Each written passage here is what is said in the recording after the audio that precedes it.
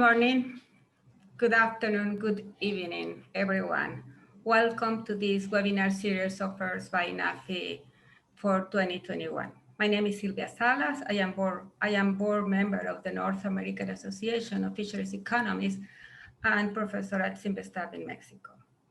Following our exciting NAAFE conference in Halifax in 2019 in Nova Scotia, the NAAFE board announced that the WHOI Oceanographic Institution and Northeast Office of the National Marine Fisheries Service would be hosting the NAAFE conference in May 2021 in Massachusetts. Unfortunately, COVID didn't allow us to do that. However, the NAAFE board and our executive director remain committed to hosting alternative activities in 2021 to allow interaction and keep going in these very interesting topics of fisheries economics. A call on research and professional development webinars was sent out at the beginning of this year, and following a peer review process, the selected proposals integrated the NAAFE webinar series 2021. You can see in the slide that is posed the list of this seminar, this panel, and the upcoming seminars that integrate the webinar series.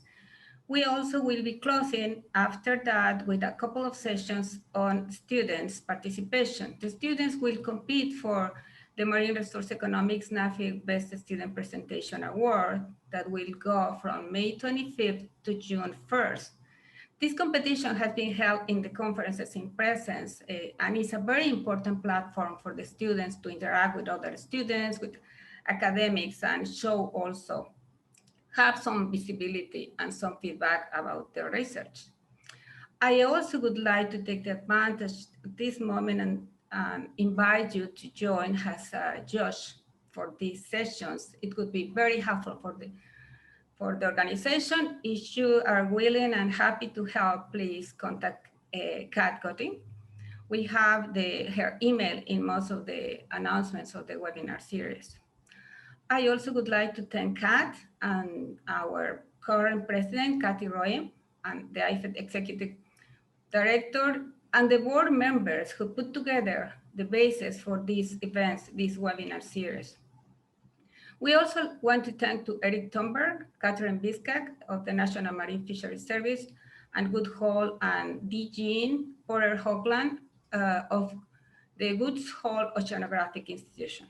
In fact, this week, this seminar is hosted by the WHOI, who's supposed to be hosting the NAAFE 2021. So we really thank you on behalf of the NAAFE board for hosting these webinars. And we really look forward for these exciting panels, especially this one. So with that, I will pass the microphone to Melina. Thank you so much. Thank you, Sylvia.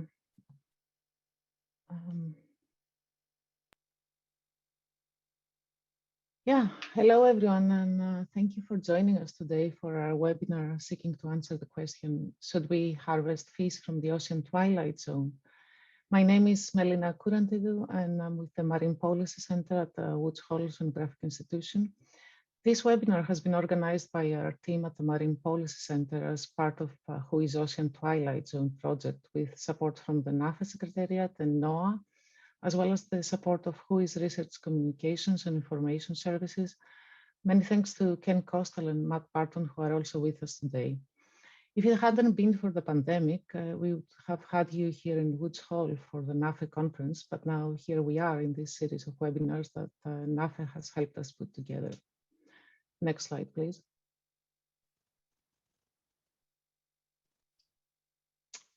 Our session today consists of a mix of junior and senior researchers from different disciplinary backgrounds within social sciences, representing different interdisciplinary projects across Europe and the US focused on the mesopelagic, and namely WHOI's Ocean Twilight Zone project, the MESO project, ecologically and economically sustainable mesopelagic fisheries, and the SUMMER project, sustainable management of mesopelagic resources.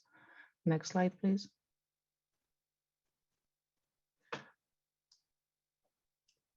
So today we will start with a live poll to engage with all of you in the audience and help facilitate the discussion throughout this webinar.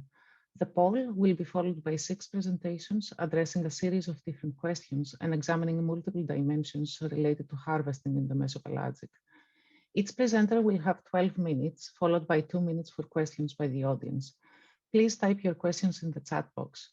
We have structured the order of the presentations in a way that allows for the audience to follow the challenges related to fisheries in the mesopelagic and their management, started from qualitative approaches and moving on to models that include bioeconomic approaches, food security issues, cost-benefit analysis, and food-web models to explore the harvesting potential and its effects. Following the presentations, there will be a panel discussion where any additional questions about the ecosystem, economic and regulatory aspects of harvesting the mesopelagic and the tensions between different perspectives will be answered. The discussion also seeks to bring forward policy options and ongoing processes, including the industry's role in shaping this, such as, for example, the Treaty on Biodiversity beyond national jurisdiction and so on.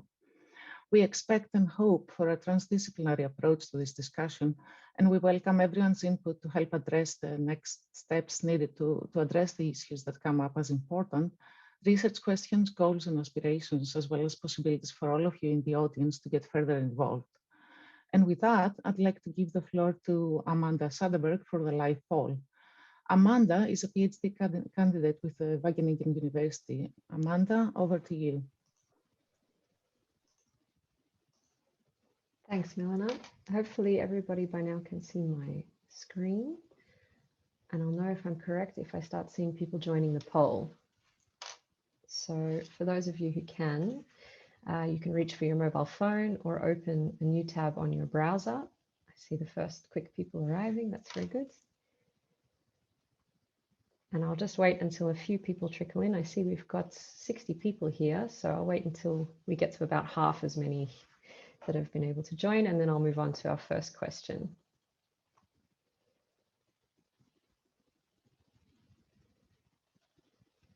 A test of both my patience and everybody else's technical skills.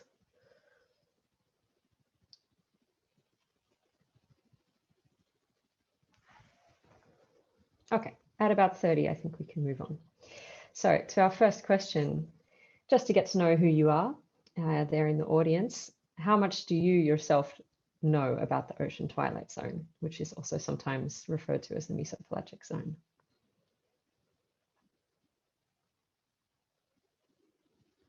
Aha, there's one in the audience who's made a trip there. I was hoping we'd have one.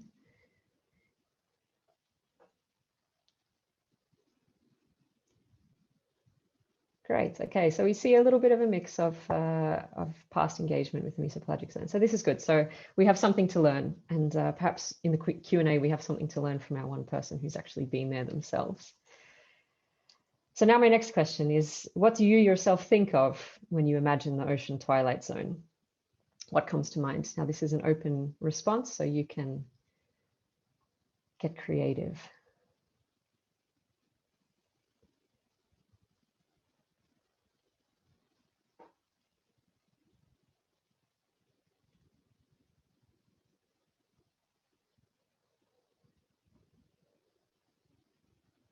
Okay, and for those just joining by audio, I'll read some out as they strike me. I see dark has taken a hold of the center, and weird creatures has come up more than once.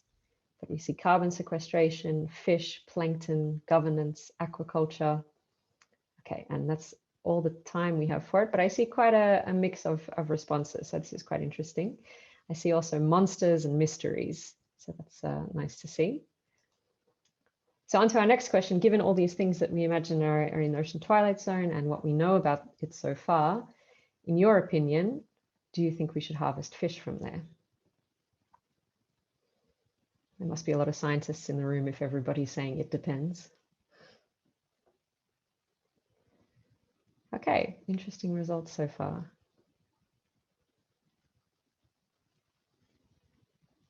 Okay, I see a few last stragglers coming in, but this is okay, so we have a bit of a leaning to no and I don't know, but the vast majority is on it depends. So that means we've got lots to talk about in the coming 2 hours. And now, if you think about questions you might have about the Ocean Twilight Zone, this of course is a multiple choice, so you have to choose from the options we've presented. But if you have to choose just one priority for questions. Okay, we see governance taking an early lead. Food web dynamics also. And no brave souls have yet chosen something else, so they don't want to be called upon in the Q&A to explain their answer. Okay, but again, we see quite a spread of answers. So hopefully there's something interesting for everybody in the audience in the program today. And finally, as a last open question for you all, why should we not be harvesting fish from the Ocean Twilight Zone? So here you have to sort of repeat whether you said yes or no, or it depends. But we'd like to see some of the reasons that you may have behind what you selected in the earlier question.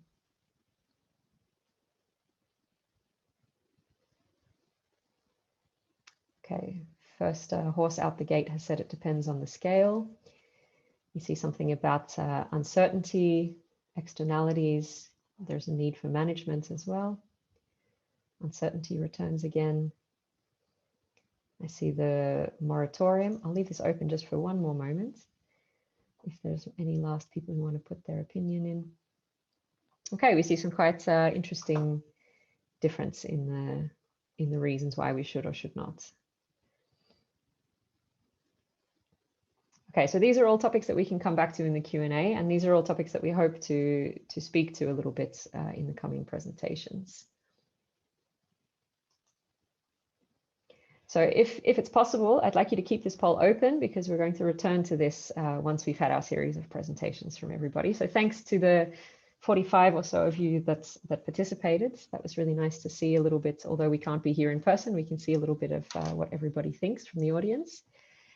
And with that, I think I will switch. I'm the first speaker on the poll. So hopefully for now, everybody should see my introductory slide for my presentation. So I will switch hats from being the poll facilitator to being the first speaker today.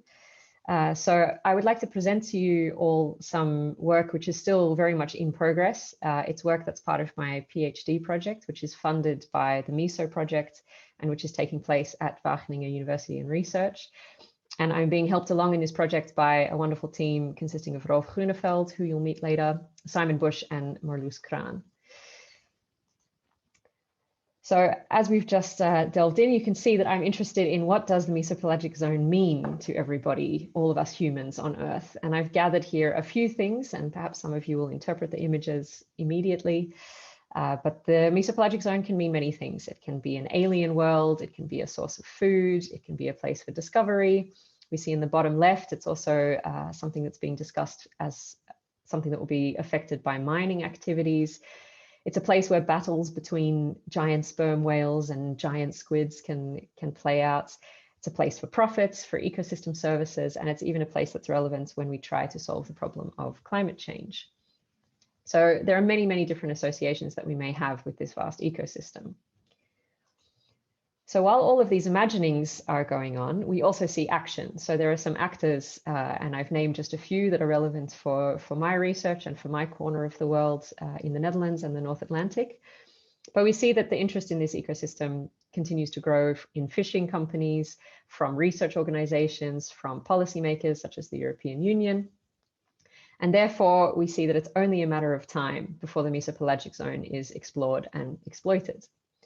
But as we see from the poll, as many of you have pointed out, there is a lot of uncertainty regarding, among other things, how much fish is even there, but also this ecosystem's role in supporting human life on land. And meanwhile, while all this uncertainty swirls around and all these actors are lining up to take action, there's also pressure for the management regime to take action. So this leaves us with the question of what does the future hold for the mesopelagic zone?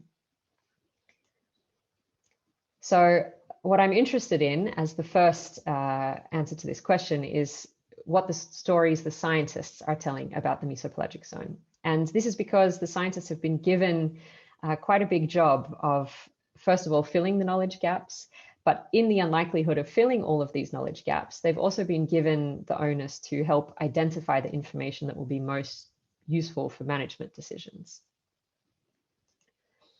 So what I see happening is that there is a jostling for meaning, that we're trying to make decisions about this ecosystem, to regulate it. And meanwhile, the scientists and the stories that they bring up from the depths have quite an authoritative voice in what decisions we make in governing systems. So as we saw in the poll, we've only got one lucky attendee who's ever had a chance to interact with the mesopelagic zone face-to-face, and I'm assuming it would have been mediated by one of these submersible vehicles. I don't think they would have been diving there. But this ecosystem is something that's very difficult to interact with, and therefore only a precious few can be there, which means that scientists are really the gatekeepers of our knowledge about the mesopelagic zone. They help shape the story, in other words. So what am I going to do to understand what the scientists say when they talk about the mesopelagic zone? Well, sometimes if there's a lot of information, it's actually too much for a single person or even a team of people to reliably process or to accurately interpret. And so we see the development of this method known as computational social science, which has all of these tools such as automated content analysis, and a tool which I'm going to employ, which is an unsupervised machine learning technique, which is latent Dirichlet allocation. And what this is an inductive process. So if you see the figure on the right, where the algorithm identifies concept seeds, which it then uses to classify a large amount of text.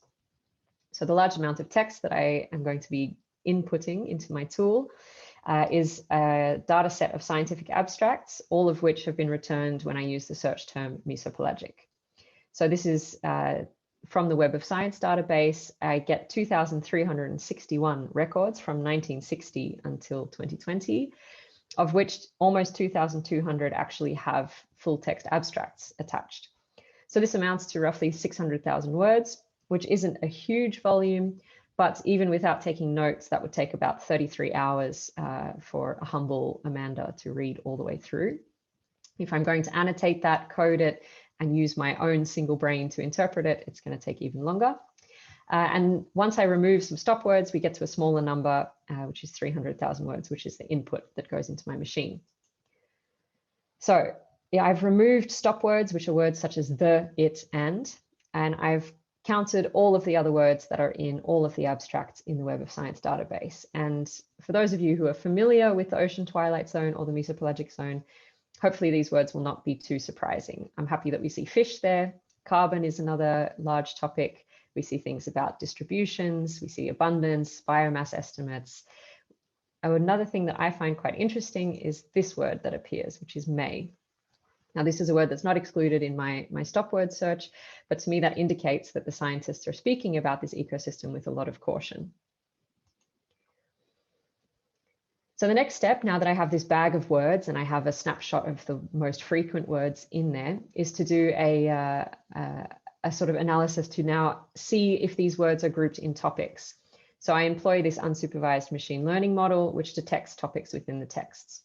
So I input my bag of words, which is all of the text from the abstracts, and I tell the machine how many topics I want it to sort into, and it tells me which topics are latent in the text data, and then indexes all my 2,200 abstracts with that new topic. So I have my input for my bag of words, and another input that I need is the number of topics. So I do that by calculating in various ways a coherence score. So I loop over my options for the number of topics. And I've highlighted here that 9 topics seems to be a sensible choice. I see that one of my coherence estimates gives it quite a high score. And for the sake of parsimony, I could go higher to 18, 19, 20, but I'm going to keep it simple at 9 topics. So this is not the final version of my data, because it's my data preparation method is still being tweaked along with my supervision team. So please don't share this slide. But this is a quick snapshot of the 9 topics that I have found in the mesopelagic literature published so far. So perhaps some of you will recognize the topic that you yourself are interested in. But I've highlighted these 3 because they're going to be interesting for you in the next slide. And we see for instance, in topic 4, that it's all about biomass distribution, vertical migrations, and the diel migration that these animals are making at nighttime. Topic 7 is all to do with carbon export and the way that the mesopelagic zone plays a role in sinking carbon from the surface to the deep water. And topic 9, I guess, has something to do with climate change, temperature changes in the water, and how this might affect the abundance of communities. So my machine, which by the way doesn't understand the meaning of these words, has sorted out these 9 topics and has now tracked them for me as a relative frequency in the literature over time. So I've highlighted again these 3 topics that I find most interesting, which have changed over time. And we see that carbon has increased, the interest in biomass distributions has decreased, and we see that the so-called climate change topic on the right has increased. And I want to just pause here to say, how do these topics align or not with what we've just seen in the poll and what associations you yourselves have brought up? I see quite a few things missing here in the scientific literature. So again, just to drive this point home, we see that there's something about the creatures, there's something about climate change, there's maybe some mention about the potential of this ecosystem to provide food, its role in the carbon pump, and some uncertainty that it's a new frontier for knowledge. But we do see a lot of relevant topics that we've discussed are missing so far in the scientific literature. And the conclusions that I draw from this are several. So the first is that the scientific literature only covers a small part of the story. And this is to be expected because scientific focus changes over time and new priorities will also emerge as knowledge and interest grows. But I repeat this quote here to say that there is a lot of power in science to shape how we understand and interact with the mesopelagic zone. So it is also worth taking seriously the role that scientific discourses have in shaping the way that we govern the mesopelagic zone. And I want to be really clear that science is, of course, essential for sustainable governance, but we should also remember that scientists look through a particular lens. And in doing so, they select and frame issues of concern. So they frame the way that we think about the mesopelagic zone. They might select particular topics of concern. And in doing so, they influence the real world responses that might come from policymakers, fishers, or NGOs that come as a result of their work. So my closing word is that if we take a purely technocratic approach to governing the Ocean Twilight Zone, we risk leaving some perspectives out of the conversation. So with that, I'd like to thank you all for your attention. And if there is time left, I'd love to take a question. Yeah, Amanda, excellent presentation. Question is, have you looked at any sort of a correlation among the words or clustering of different terminologies in your analysis? No, I have not. So this is the next phase of my research. So I've just gotten to the point where I've identified these topics and I see that they're valid. So I've done some human sanity checks to go and reread some of these abstracts and check that they do indeed match the topic words. But that would indeed be one of the next steps on the road to publishing this work. Thank you. Thank you, Amanda. That was very interesting. There's a follow-up question in the chat about how can researchers make use of what you've learned to better tell the story of the Twilight Zone from a scientific and from a public engagement perspective? Thanks. That's a nice question. So I think the use of this is a fantastic sort of overview snapshot, and I say fantastic because of the machine learning capability, not. But basically, that this can give a bird's eye view of what the literature has said so far and how far it's brought us.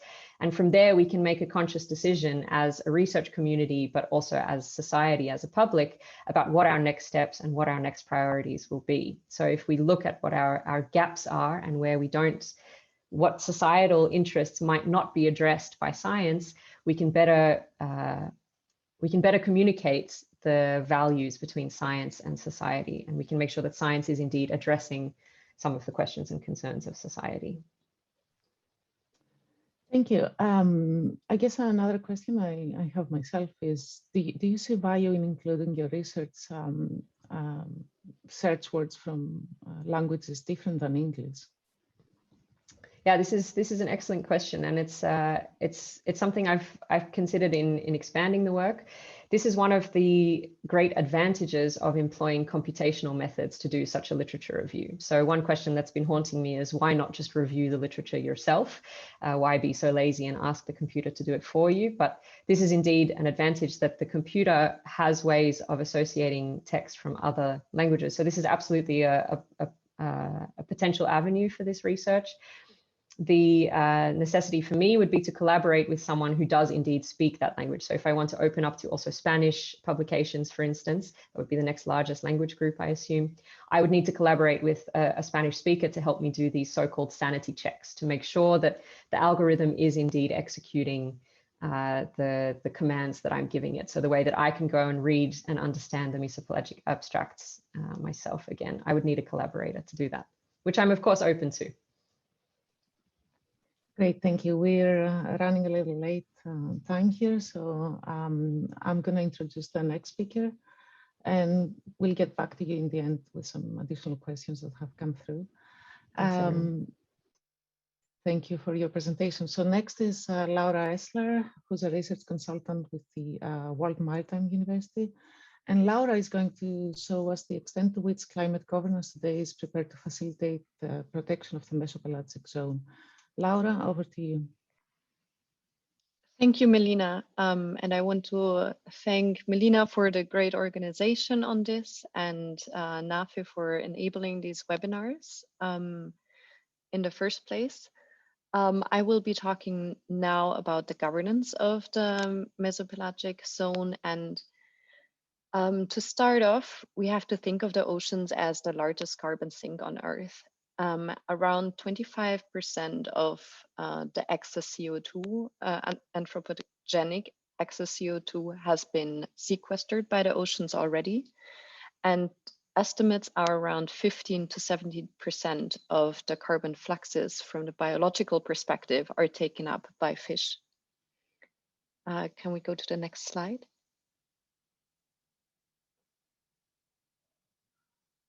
Thank you.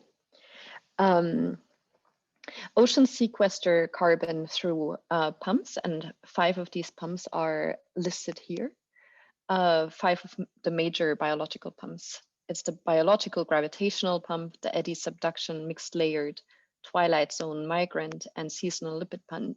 And I want to focus obviously today on the twilight zone migrant pump.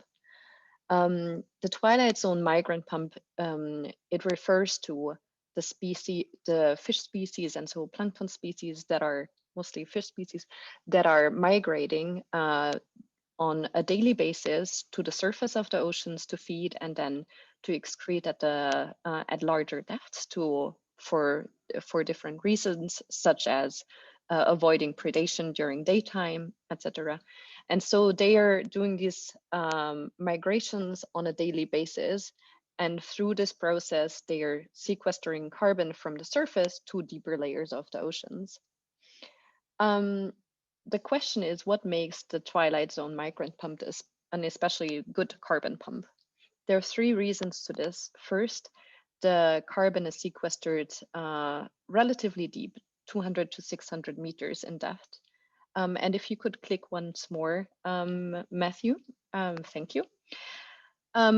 The reason why this is important is because it takes, the deeper carbon is sequestered into the ocean, the longer it takes to resurface. So the longer it takes also to enter the the carbon cycles in the atmosphere as well.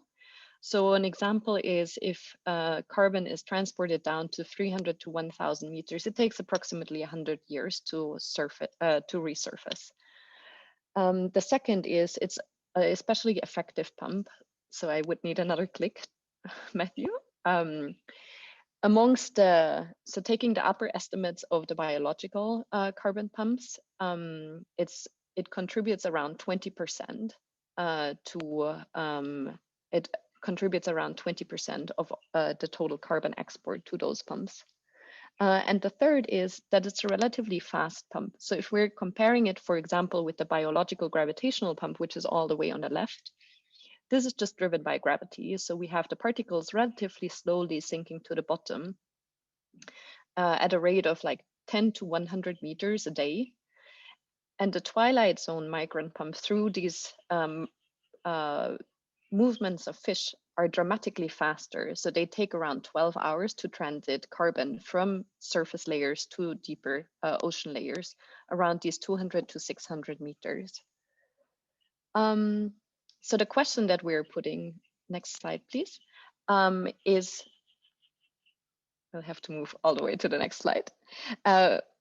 Who protects the fish that protect the climate?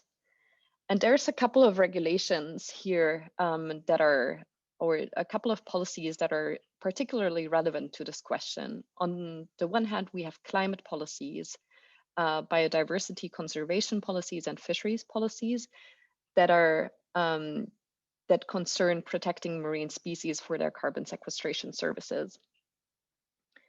And what would what the hope would be to be thinking about this challenge of protecting twilight zone species for their carbon sequestration services is that climate policies would include species and mesopelagic species in particular, and biodiversity conservation and fisheries policies would also include climate considerations. So the next slide, please. What we find is that few policies actually consider fish as part of the carbon cycle.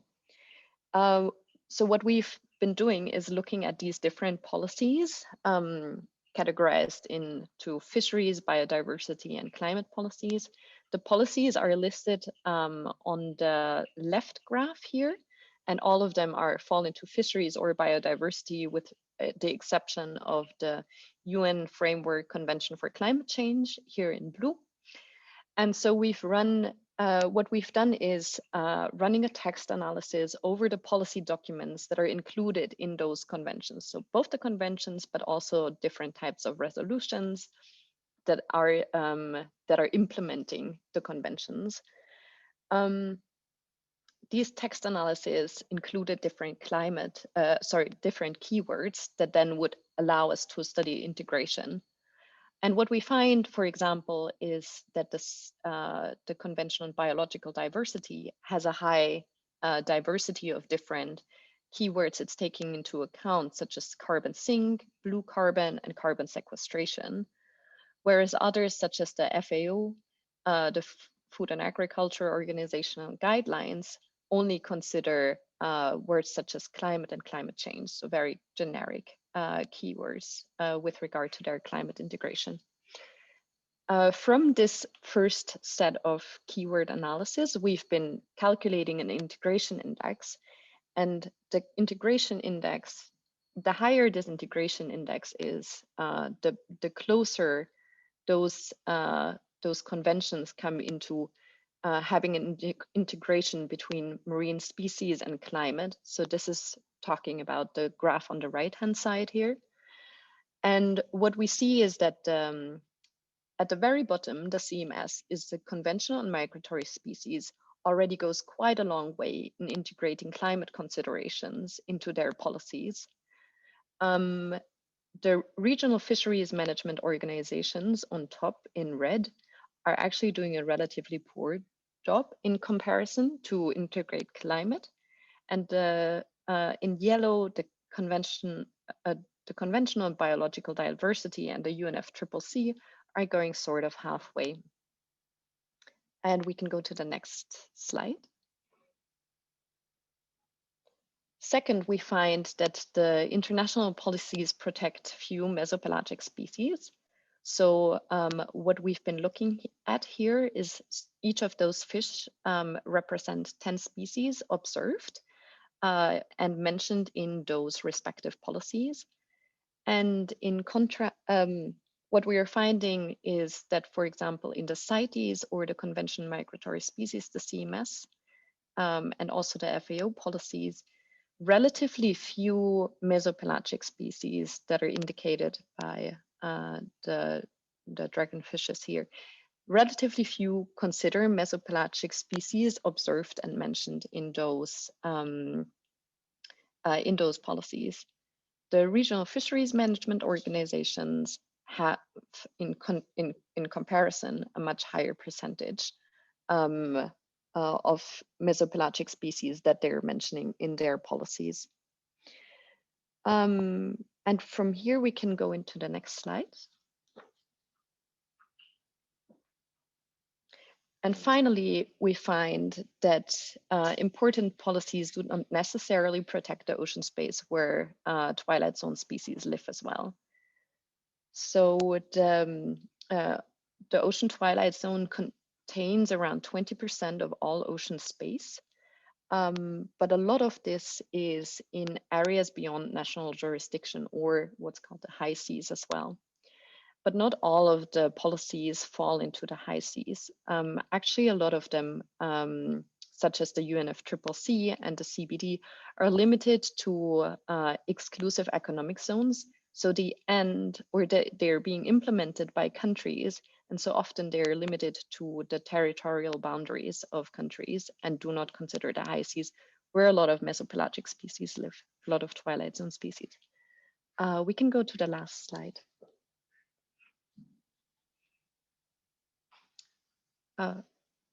Just one before. I think now we missed it.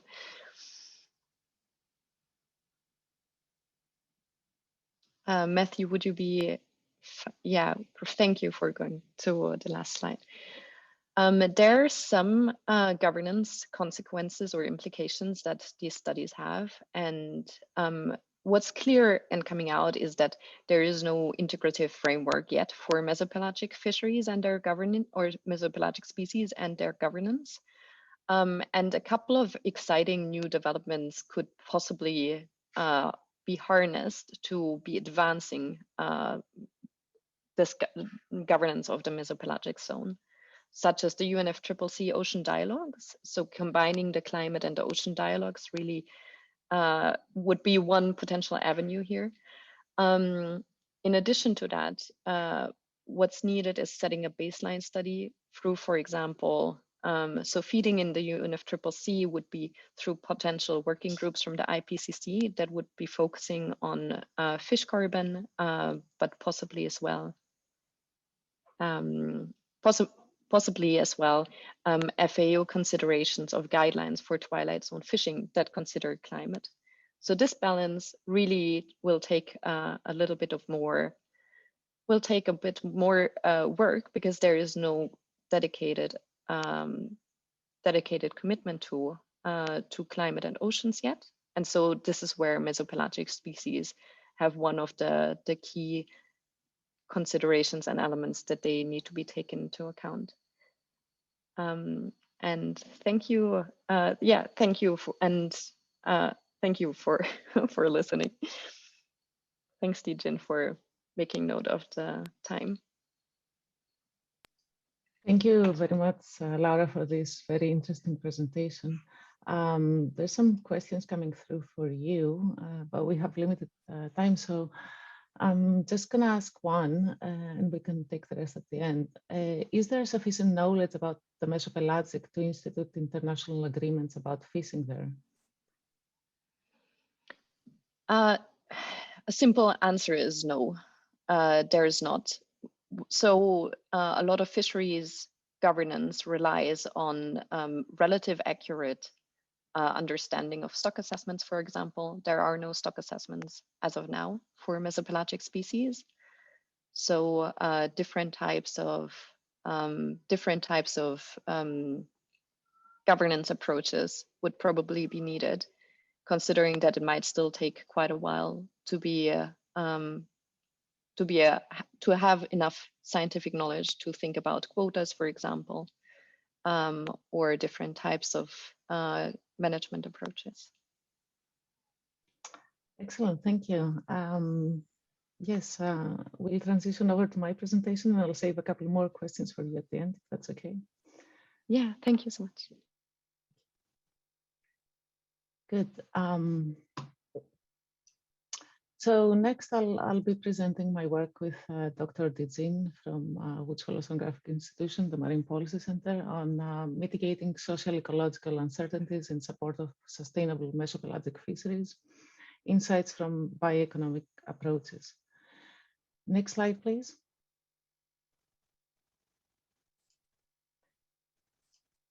So as we've heard already, fish in the mesopelagic or twilight zone are found in ocean waters between 200 and 1,000 meters. That covers about 20% of the global ocean volume. For the mesopelagic, there are estimates of up to 10 billion tons of fish, which is about 90% of all fish in the ocean when measured by weight. So this promising resource has attracted interest for exploitation from the fishing industry, which is increasingly keen on finding new sources for the production of feed for farm animals, fish meal, and fish oil for aquaculture, which intensifies with the planet's growing population. Considering the many uncertainties on the role and value to ecosystem structure and ecosystem services, the commercial potential of mesopelagic fish remains poorly understood to date. Experiences from attempts to harvest them commercially, so for example, in Iceland, in the North Atlantic, in the Bay of Biscay, in the Northeast Atlantic, South Africa, Norway, and Pakistan, have highlighted various barriers limiting profitability, which include catch efficiency, bycatch concerns, and difficulties in processing. And while technological development is underway, natural science uncertainties exacerbate concerns regarding irreversible losses triggered by commercial fishing. Mesopelagic fish play a key role in the food chain and carbon sequestration. And just to give you an example, latten fish are an important prey for large marine mammals and commercially viable fish, such as tuna, for example. Next slide, please. Now, to better understand the potential of commercial harvesting for mesopelagic fish, along with risks and opportunities, in this paper, we develop a bioeconomic model that assesses trade-offs, considering interactions with commercially valuable surface-living predators. Those could be pelagic or epipelagic fish, for example, but for convenience, I'll refer to them as pelagic in this presentation. So we assume that the pelagic species X and the mesopelagic species Y can be harvested independently, and we assume logistic growth rates for both, where R and S are the intrinsic growth rates of X and Y respectively, and K and L are the carrying capacities for X and Y. Now, the constant terms alpha and beta represent the coefficients of interspecific interaction between the two species. In other words, the term alpha X is the trophic function or functional response of Y to the density of X. And we assume three scenarios. The first one, when they're independent, meaning that alpha and beta are both zero. The second scenario, which is when they're commensalistic, meaning that at least one of the two species benefits from the interaction, and both alpha and beta are positive. And the last scenario, when they're competitive, meaning that both coefficients are negative. And then we also apply the standard Saffer harvesting, where H is the harvest, Q is the catchability coefficient, and epsilon is the fishing effort. Now, this is similar to the Clark model, which when solved, it gives us the objective function at the bottom of the slide for profits at steady state. Next slide, please. Now, first, we expect that the price of the pelagic species is higher than that of the mesopelagic, considering that the latter is not destined for human consumption. Considering our knowledge on the difficulties encountered in harvesting of mesopelagic fish, it is reasonable to assume that the cost of harvesting mesopelagic species is higher compared to pelagic. And considering the technological challenges related to suitable gear, the catchability is expected to be smaller for mesopelagic fish compared to pelagic ones. Given the biomass estimates for the mesopelagic, we expect that the carrying capacity far exceeds that of the pelagic fish. Also, the literature suggests that the intrinsic growth rate is negatively related to depth. Now, this is of course a simulation, and we're using a range of parameters rather than specific estimates grounded in the literature, given all the uncertainty on mesopelagic species. But we know that interactions do exist, and this is the context in which we care to explore economic feasibility of such a fishery. For example, aggregations of yellowfin and big-eye tuna overlap with and feed on spawning aggregations of the Latin fish Diaphus danae in the Coral Sea of Australia. Next slide, please. And then we examine the economic feasibility, basically plotting the profits here. We can see the areas where fishing is feasible or where profits are positive in yellow color, and where profits are negative in this purple bluish color. We also see the patterns on the change in profits with shifts in prices and costs for all three different scenarios where the pelagic and the mesopelagic species are independent, commensalistic, or competitive. Notice that when they're independent, the fishery becomes economically feasible with a small increase in price of the mesopelagic, while on the contrary, when they're commensalistic, it takes a higher price for the fishery to become economically feasible. Next slide, please. And this is what the gradient of profits looks like in a bit of a different scale. Notice that in the case of the commensalistic, the plot in the middle, the profits increase more gradually as the price increases compared to the cases where they are independent or competitive. Next slide, please. Now, taking a closer look at the stock, harvest, and effort on the left, we see that when they're independent, the size of the pelagic stock decreases with an increase in price as harvest and effort increase. The mesopelagic species, though, decreases only at a very high price because of increased effort and harvest. The trend is pretty similar when there's a competitive relationship between the two species. It shifts, though, in the case when they're commensalistic, the two plots in the middle, where the pelagic biomass is small at low price and increases as effort slows down and harvest gradually increases. In this case, the mesopelagic stock remains high even as harvest and effort increase with an increase in price. Next slide, please. Considering the large uncertainty on the parameters, we ran some sensitivity analysis. Again, here we see a similar pattern in profits when the species are independent and competitive, with the difference being that in the competitive case, there's a steeper decline in profits with an increase in costs. When they are commensalistic, the drop in profits is rather linear, though. Next slide, please. The sensitivity analysis with respect to costs shows again that in the independent and competitive case, we have linearly increasing biomass of the pelagic as effort decreases linearly with increasing costs. The mesopelagic biomass, though, is increasing in an almost logistic form as effort drops down to zero with increasing costs.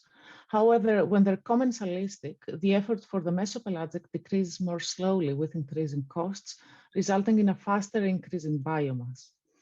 Next slide, please.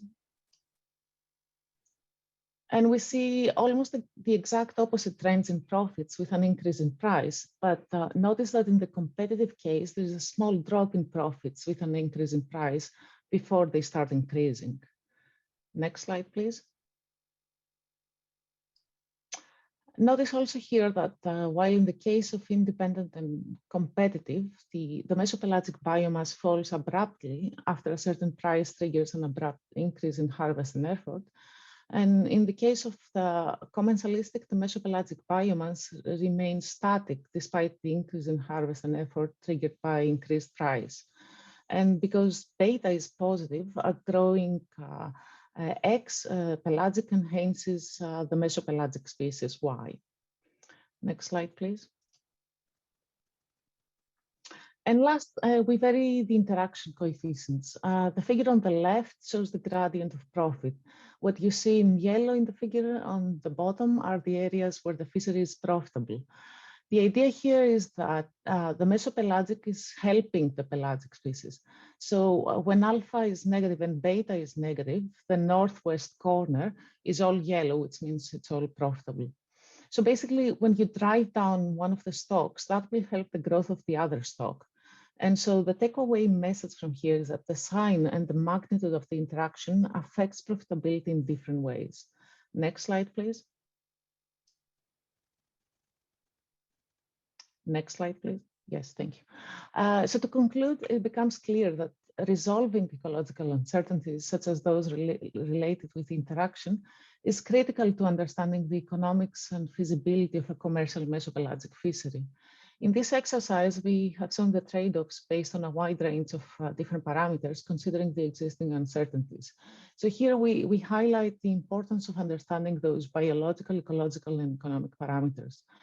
Currently, there's no management in place to protect mesopelagic resources, which results in concerns about a potential large-scale exploitation in the absence of information on the ecosystem values at stake. This exercise can help inform policies and ongoing international negotiations aimed at protecting mesopelagic resources and designing proactive actions. Next slide, please. Oh, good. Thank you. Thank you very much for your attention. Now I'll be happy to take any questions.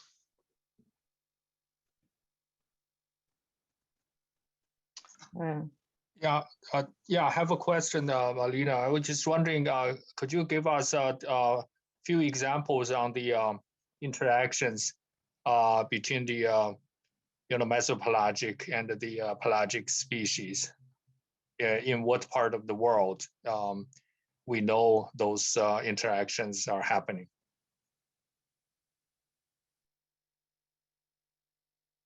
You are muted. Yes, thank you. There's a few examples around the world where commercial exploitation has been attempted. And as I said, that was in Iceland, which stopped after a few years, I believe, because it was deemed unprofitable. Also, obviously in Norway, South Africa, Pakistan, and in the Bay of Biscay. But generally, there have been concerns about the costs of the fishery and large bycatches and not as efficient gear. So while technology is progressing to lower this cost, I think it's important to try and address some of these trade-offs. Thank you. And I can see Mary has a comment for all of us. She says, the exploration of the mesopelagic ecosystem is extremely expensive, while development of a fishery is risky and comparably expensive, which I couldn't agree more with. It's more in response to the other, to the previous question that was in the chat, so. Good.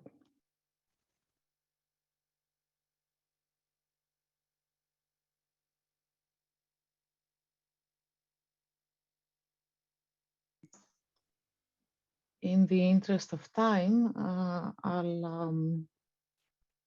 if there's no more questions, I would suggest we move on to our 4-minute break.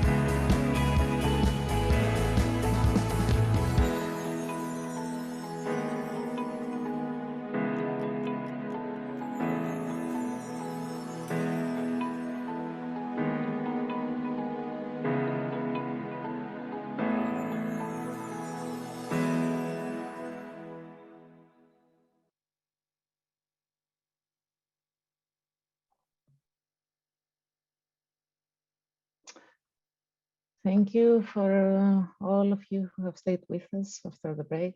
We understand this is a long webinar. So we'll continue with our remaining 3 presentations, and we'll have next Raul Prelezo.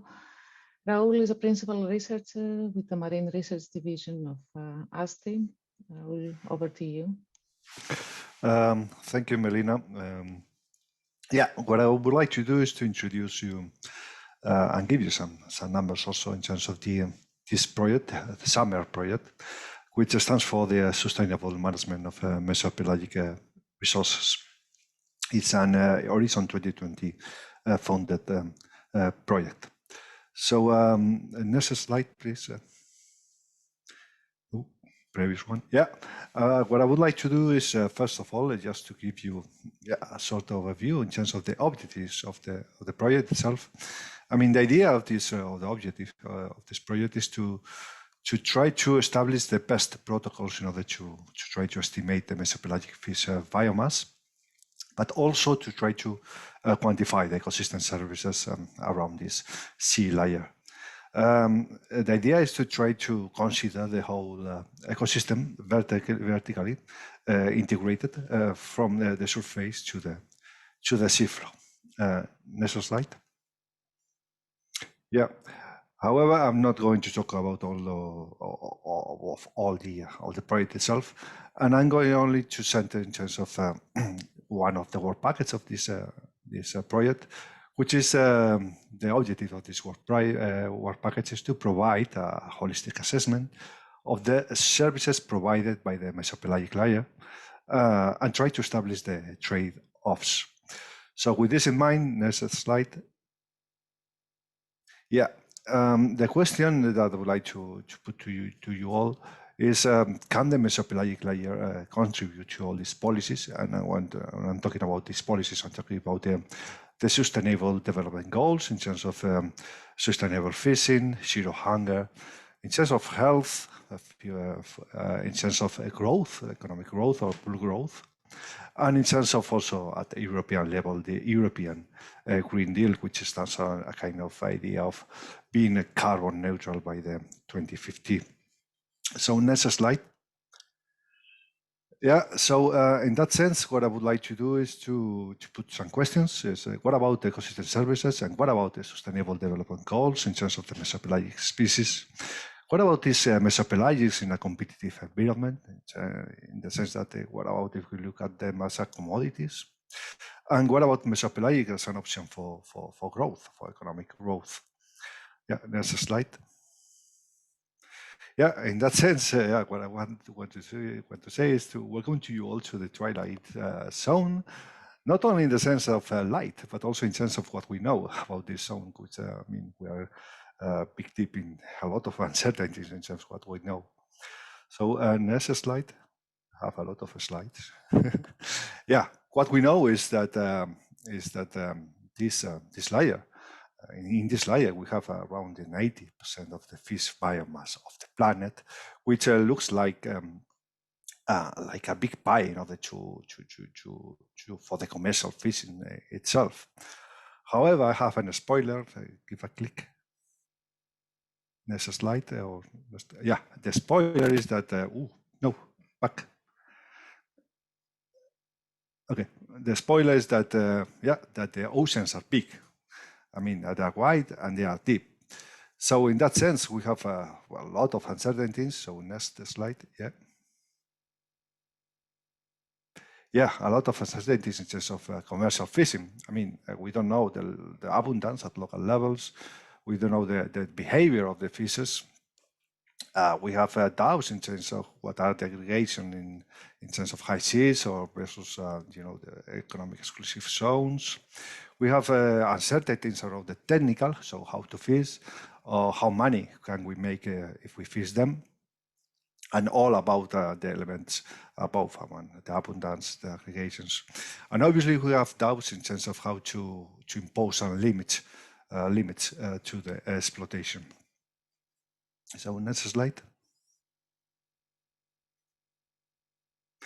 Yeah, so in that sense, what I would like to say that, I mean, when we're talking about commercial fishing, I know what I want to say is that we are not going to directly eat these species. I mean, they are not tasty.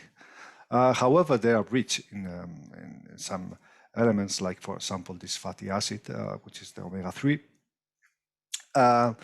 So in that sense, it provides a kind of potential source in terms of the omega-3 for the human being itself. I mean, which, as you know, omega-3 is quite important fatty acid for health all over the world. Next slide. Yeah, and just to give you some numbers, for around 7.7 billion inhabitants, omega-3 is or seafood.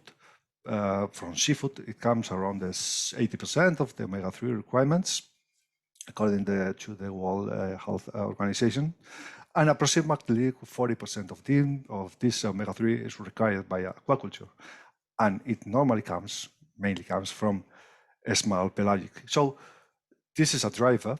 Next slide. And as a driver, we can talk about the market prices. Okay, and here you have the average for 492 is the average price for small pelagics all over the world. 2,678 is the average price for the aquaculture selling price for agas. And 450 was a kind of calculation that I made a couple of years ago, or 2 or 3 years ago, around the break-even point for a commercial fishery. I would like to talk about this, what we have called the eco-efficient range, which is the idea of what happens if we, instead of small pelagics, we fish mesopelagics. And it's eco-efficient in the sense that we are fishing down the chain, so the production requirements can be lower. So next slide. Yeah, and the results that I have obtained in terms of making some numbers, I mean, they're still quite uncertain, but is that, yeah, the trade-offs have a different size, equal direction, but it will depend always on the objective that we have. I mean, because we can use this eco-efficient range if we face our objectives in terms of we want to conserve, or if we want economic growth, or if we want food security. I mean, in general, what I've obtained is that the direction of the trade-offs are always the same, but the size of the trade-offs are different. So if we go to the next slide. Yeah, this is a picture of the trade-offs, but considering, instead of considering the consistent services in a general way of looking at them, functioning, cultural, provision, and regulating. And as you can see, the more or less the direction is always the same. But if we look at the scenarios, and if we have the growth scenario, what we see is that the provisioning takes, I mean, a high value compared with the other two scenarios, which are the biodiversity, which is a kind of protection, and compared to the food security. So next slide. Yeah, and this is exactly the same idea. I mean, just looking at instead of looking at the ecosystem services, just looking at the Sustainable Development Goals of the United Nations. This is the idea is that when we depending on what we want in terms of human well-being, the trade-offs will be different in terms of these Sustainable Development Goals. But an important message is that we're always going to have trade-offs. So next slide. However, I mean, I've been talking about this coefficiency range, but the question is how likely is this area of coefficiency? Because what we see is that, I mean, it looks like quite narrow. So to make some exploration in terms of this likelihood of this area, I've made some numbers. Next slide. Yeah, and these are the prices of feed sources for aquaculture. I mean, I'm talking about the fish meal, the fish oil, the soybean meal and the soybean oil. I mean, these are prices in nominal prices and the evolution from the 2020, the year 2000 to the year 2020. And with these prices of feed sources, with international commodities, what I made is some calculations in terms of the economic yield. I mean, there's a slide. Yeah, the economic yield in terms of, I mean, what will be the production in terms of this fish meal, plus the protein that we are obtaining if we use anchoveta, if we use soy, or if we would have used this mesopelagic. And I mean, the answer for this question is like that. It's what you see here. But if we go to the next slide, we can put it in numbers. Next slide, please. Yeah, and the idea is that, yeah, the anchoveta is, the economic yield of the anchoveta is much more higher, around 20% higher than the mesopelagic, which is more or less the same as the soy itself, in order to produce fish meal and fish oil. So, next slide. My message that I would like to say is that, I mean, the ideas of being in this eco-efficient range area is quite unlikely, and we're going to be is in a kind of situation in where we're gonna growth economically. I mean, if we fish them. However, we are going to face a lot of trade-offs from the cultural, from the functioning, and from the regulating ecosystem services point of view. I mean, but however, you can talk about sustainability in the weak sense, or not. I mean, because if we go to the next slide, which is going to be the last one, it depends in terms of how we deal with how the cost of carbon raises. I mean, and if they cost as it should. I mean, this is a projection for the 2050. What we're going to obtain is that this growth is not going to be sustainable from the ecosystem services point of view. So this is what I wanted to say. Thank you. Thank you, Raul. That was great. Very interesting.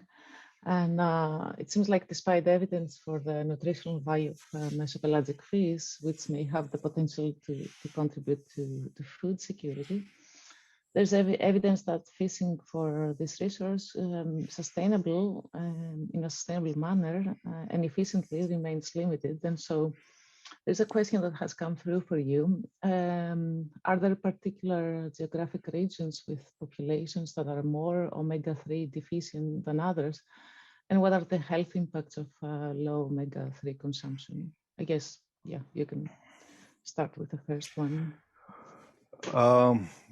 Yeah, I mean, in terms of how I have not made a geographical analysis, but I've been discussing it with, I mean, in a paper, and still a manuscript. But and the idea is that what I say is that some producers of this anchoveta, big producers of this anchoveta, that at the end goes always to the aquaculture sector, are in general, even if they are developed countries, some of them are food or face some kind of food insecurity.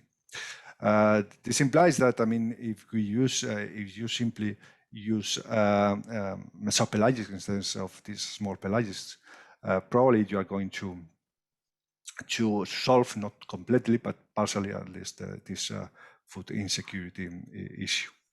So. Great, thank you, Raul. There's another question in the chat box for you, which you can choose to answer, or we can discuss it at the end. But in the interest of time, I'll move on to the next presentation, which will be by Rolf Gronewald on the costs of mesopelagic fisheries and preliminary insights from the MESO project. Floor is yours, Rolf. Okay, thank you, Melina. So yes, this is a a presentation, some preliminary results from an effort in the MESO project with researchers from the Basque Country and Denmark and the Netherlands mostly, although we also looked at other countries. So yeah, so next slide, please. So yeah, like I already said, there is potential for this fishery. Oh. Okay, I'm getting a message, cannot start video. So let me try again. Nope, I don't know what's happening to my video camera. It did work in the beginning, so. We can hear you. Oh, okay, good. No, Yes. anyway. So yeah, so what is really driving this interest? And I mean, there has been a long interest already in this mesopelagic fishery. Is on the one hand the increase in aquaculture products, as you see in this slide, and on the other hand, we see that catches of capture fish for feed use is really leveling off. So it's mostly the demand for fish meal and fish oil that's driving this, although also for things like nutraceuticals, right, like omega-3 pills.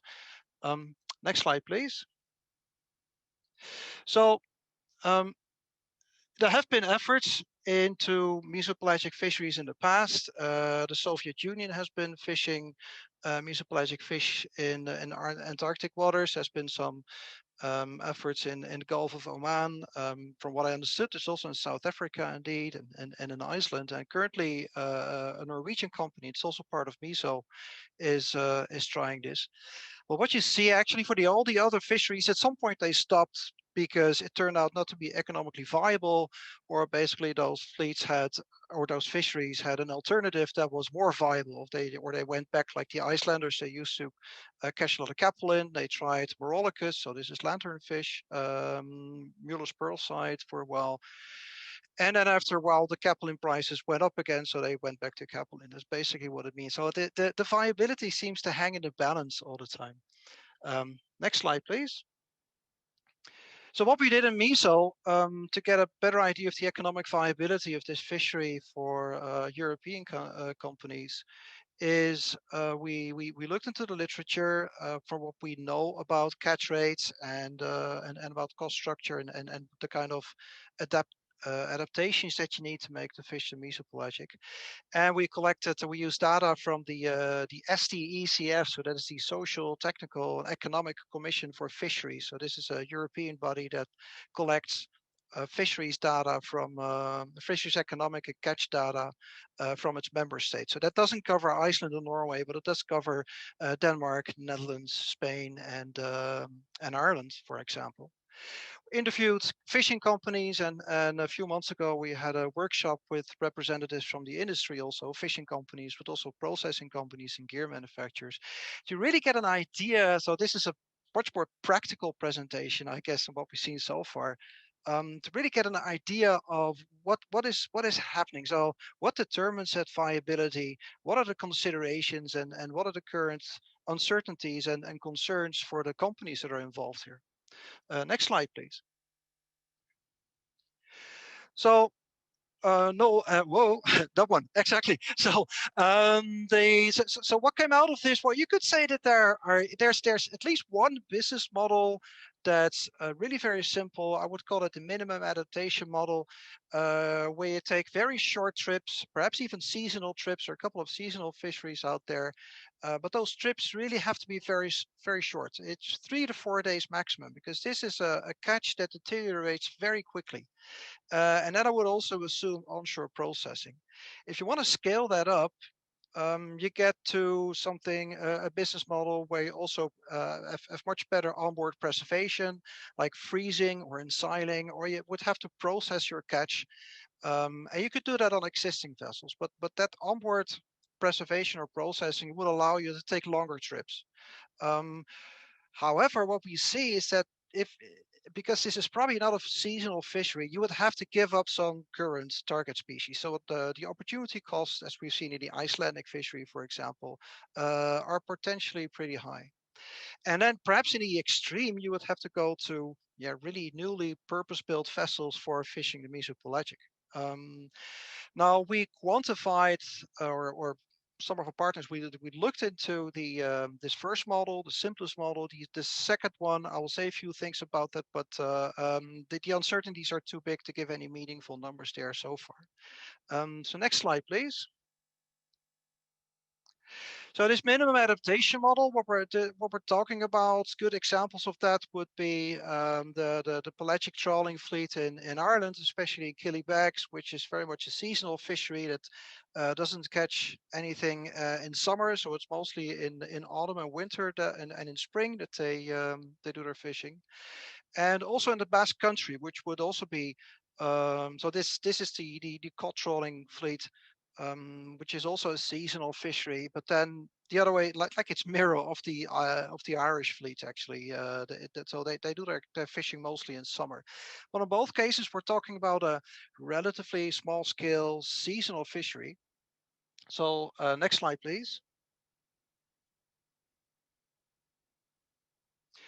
So for the Basque Country, here are some preliminary figures, and I have to emphasize again that this is really from a desk study, so these are very preliminary figures. But main investments you would need in the simplest case would be to invest in another fishing net, because you need much smaller mesh sizes, so you need a different net that's like $300,000. And a suction pump, about $24,000. The operational costs are, well, we suspect that it's mostly the higher fuel costs, because you have a lot smaller mesh size, so that fishing were probably a bit more expensive.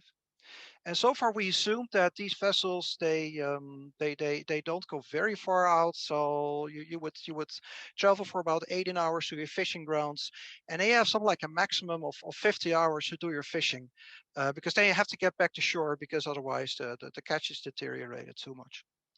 Now, the variation in catch rate that we've seen so far is huge. It could be anywhere between 18 and 720 ton per trip for these vessels. So it's a very wide range, and I think that's one of the things that's really impeding this fishery, or it's really major factor for a lot of companies not to sit on the fence, basically, so not to get into this fishery immediately. But also the prices. We're not sure yet whether the quality will be comparable to that of its main competitors. Think of or herring or blue whiting or other fish species that are converted to fish meal and fish oil. But so far it looked like for this case, the net revenues could be positive. So there is a reason still why fishing companies are keeping an eye on it. But as I say, the uncertainties are pretty wide. Next slide, please. So the other business model, the onboard preservation or processing, that would be more interesting for the bigger trawlers, like the fleet you would find in Denmark or in the Netherlands. And if you look at the map, there's one thing that might strike you already. These are both countries on the North Sea, which is a very shallow area. So they would have to travel a lot more also to get to mesopelagic fishing grounds. So for these companies, and these are much bigger vessels also, for these vessels, it's probably only interesting if they really take very long trips. And that means that they have to invest in onboard preservation or onboard processing. Next slide, please. And that could mean that you freeze the catch, although the Icelanders have tried freezing the catch, but it turned out that the high fat content of this species is quite problematic. They're very small specimens also, only a few centimeters. So that's a problem for freezing. People are thinking of ensiling, but that would also reduce the quality of some of the nutrient content. I'm not too much of a nutritionist. I'm not sure which fatty acids are being broken down there, but it seems to affect the quality. Or you would process the catch on board into fish meal and fish oil. Here, these two pictures are examples of the kind of machinery that you would build on board. And this is actually the kind of machinery that is used in the krill fishery already to process krill into fish meal and fish oil. I saw a question in the chat. Well, if that is profitable, why not the mesopelagic? Well, I would still, as far as I know, the krill fishery is also a relatively small scale fishery. And the problem is if you have to install these machines on existing vessels, they still take up a lot of space. And you run into the problem that you would also either have to give up current fisheries, current target species, or you would have to build completely new vessels. And in both cases, they're huge investments in a very uncertain fishery. Next slide, please. So technical and economic challenges that companies are currently looking at, I would say the day-to-day fishing costs are probably the least of their problems. The fuel use is probably a bit higher because of the small mesh size, but the opportunity cost, especially for the larger trawlers, is probably going to be a big stumbling block. The catch rates are, so far, they seem to be fairly low, but they're also very unpredictable. The uncertainties are huge. The catch rates were somewhere between nothing and 40 tons per hour, so it could be anywhere. Quality of the catch, there is also an issue that you don't just catch Morollicus or just Benthesema, which is the other species that is caught a lot in the North Atlantic in the mesopelagic. You usually catch a mix of Morollicus and Benthesema. Now they look very similar, but they have slightly different nutritional composition.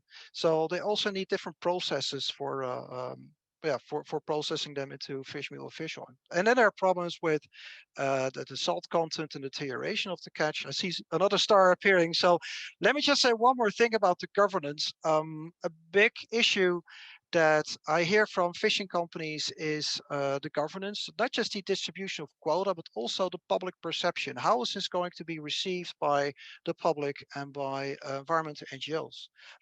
Next slide, which is also my last slide. So major questions that we're still looking into. This is actually a mirror of the previous slide. So, I mean, what is the catch rate? How does it vary? Catch composition, also bycatch. So far, bycatch doesn't seem to be a huge problem, except that you get this mix of Morollicus and Benthesema. The sustainability, of course, how do these populations respond to being harvested? The upscaling, the market opportunities, and then again the governance. So what can we expect in terms of quota policy, mesh size limitations, but last but not least, definitely not least, the public perception. Thank you. Thank you, Rolf. That was very interesting and very nice to hear some concrete numbers and also some more details about the factors that are hindering the fishery thus far and creating all this uncertainty on whether there can be profitable mesopelagic fisheries. There's a question that has come through for you, and that's whether fishers in the North Sea target particular environmental conditions or whether they're using past experience or acoustic data to focus their activities. If you want to take that one. I don't see the question appearing in my screen yet, but did you say North Sea fisheries? Because the North Sea is like maximum 40 meters deep. So that's not exactly, but you mean perhaps North Atlantic? I'm guessing he must mean North Atlantic. And also the question is basically, where do they find the fish? Do they use the past experience or they use any other technique? Well, personally, I wonder about the fish finders. Yeah. Well, there's one thing that MESO is also looking into, in what kind of acoustic equipment would you need, and how can we improve that acoustic equipment to find the stocks? Where the fish is, actually, this is one of the questions we're also getting from the fishing companies. Where is it? The Icelanders and the Norwegians, they probably know where to find it. I haven't asked them how they know, but they've been looking into it, I guess. But for the other, I mean, there is hardly a mesopelagic fishery yet, right? It has been tried a couple of times, but it's really an emerging industry. Great, thank you, Rolf. There's another question for you to think, maybe to take that one towards the end, and that's about how are the market opportunities. I know you've talked a little bit about other competitive fisheries that are turned into fish meal and fish oil, but yeah, maybe something to think about for our discussion at the end. So I'm gonna quickly pass it over because we're short on time to Sally Dowd. So Sally is a research technician now at the University of North Carolina at the Institute of Marine Science. She's a graduate of UC Berkeley and was previously here at the Marine Policy Center at the WHOI Oceanographic Institution, supervised by Porter Hoagland. The floor is yours, Sally. Hi guys, how are y'all? My name is Sally Dowd and I will be presenting on the economic and ecological implications of a potential mesopelagic fishery in the California Current. I've been conducting this research alongside Melissa Chapman, Laura Cohen, and Porter Hoagland. Next slide. Since I'm the last panelist in this session, I'm not going to give too much background on the mesopelagic zone, but I will touch on one of the few regulations on harvesting fauna in this zone, as it was a basis for my study.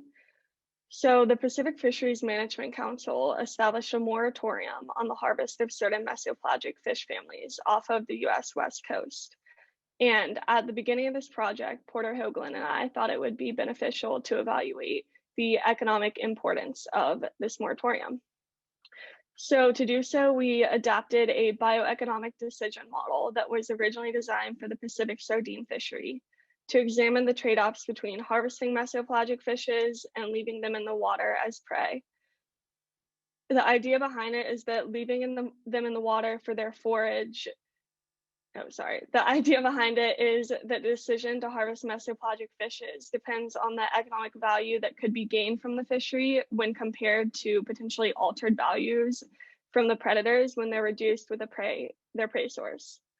So this model incorporated biological parameters from a previously constructed ecopath model in the California Current. And for those of y'all that don't know, ecopath with ecosim is a food web modeling software that at its core generates a mass balance snapshot of an ecosystem. So the main equation that we used is up on your screen.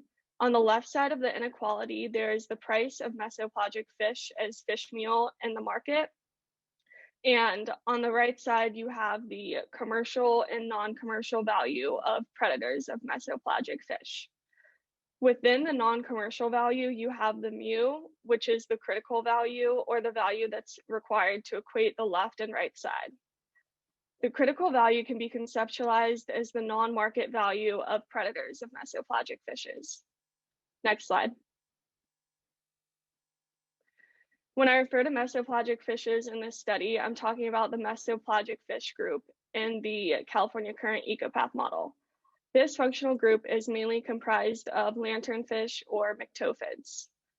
It's important to note that there are clear ecological connections between surface waters and the mesopelagic zone. And within this ecopath model alone, there are 42 predators of mesopelagic fish in all, many of which reside in the surface waters. Next slide. So we inputted all of the parameters besides the critical value, and we calculated a baseline critical value of $16.40 per pound per year.